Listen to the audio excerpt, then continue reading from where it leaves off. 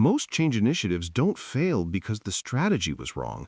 They fail because the people who needed to believe in it never actually did. Today, we're breaking down step 4 of Kotter's 8-step change model, communicate the vision, and explaining why it's the most misread and most consequential step in the sequence. Organizations invest significant resources in developing a vision and building the coalition to support it. The breakdown typically happens later, when that vision never becomes genuinely shared across the organization. Step 4 is where that gap either closes or widens. And an HR professional who misreads this step will misdiagnose where the initiative is losing momentum. Here's the situation. Leadership has established urgency, built the guiding coalition, and developed a credible vision with a real strategy behind it. The communication plan is ready. The all hands is scheduled. And then, weeks later, the initiative quietly stalls. Employees are uncertain, managers are fielding questions no one prepared them to answer. The plan is solid, but the people aren't aligned. To answer this question precisely, you need to know where Step 4 sits in the full sequence. Kotter's model has 8 distinct steps, and each one has a specific job. Step 1 creates urgency. Step 3 develops the vision. Step 4 communicates it. Step 5 empowers action. These are not interchangeable, and the exam question is testing whether you know the difference. Here's the question as it appears in the SHRM-CP context. According to Kotter's 8-step process for leading change, what is the primary objective of the communicating the vision step? 4 options are on the table. All of them describe real, valid activities within Kotter's model. The trap is sequencing. Only one of these belongs to Step 4. The first distractor describes developing strategies and creating a clear, compelling picture of the future state. That sounds like it fits, but it's describing the work of Step 3, not Step 4. The vision must be created before it can be communicated. Selecting this option conflates 2 distinct steps. In practice, this error looks like leaders who use communication moments to relitigate the strategy instead of building commitment to it.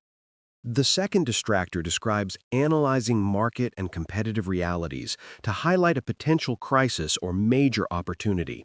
That is the work of Step 1, creating the urgency that motivates people to engage with the change at all. By the time an organization reaches Step 4, urgency should already be established.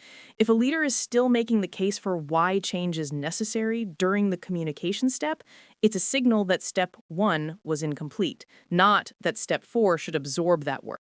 The third distractor describes removing organizational barriers, altering systems and structures, and encouraging risk-taking to facilitate the change.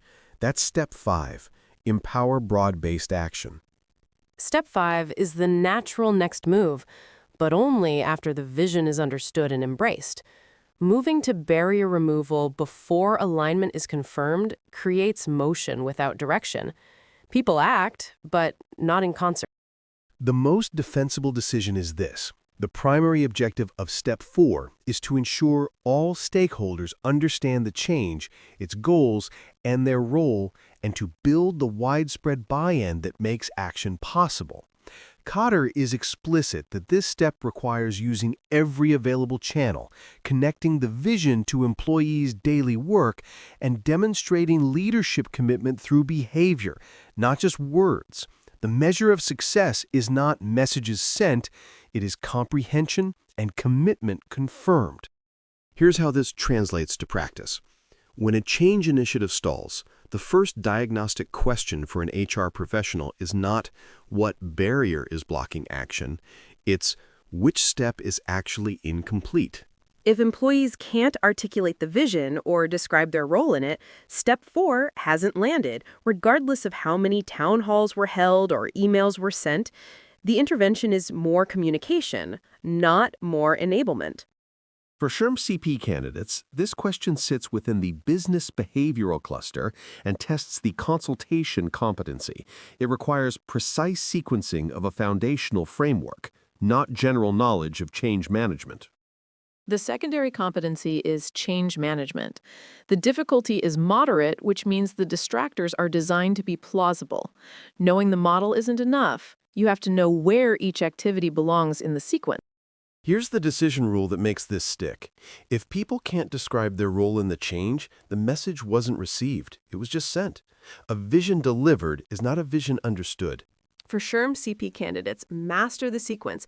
For practitioners, use Kotter's model to name exactly where your initiative is losing momentum and what the right intervention is at that stage. Follow Critical Think HR for more content built for the real work.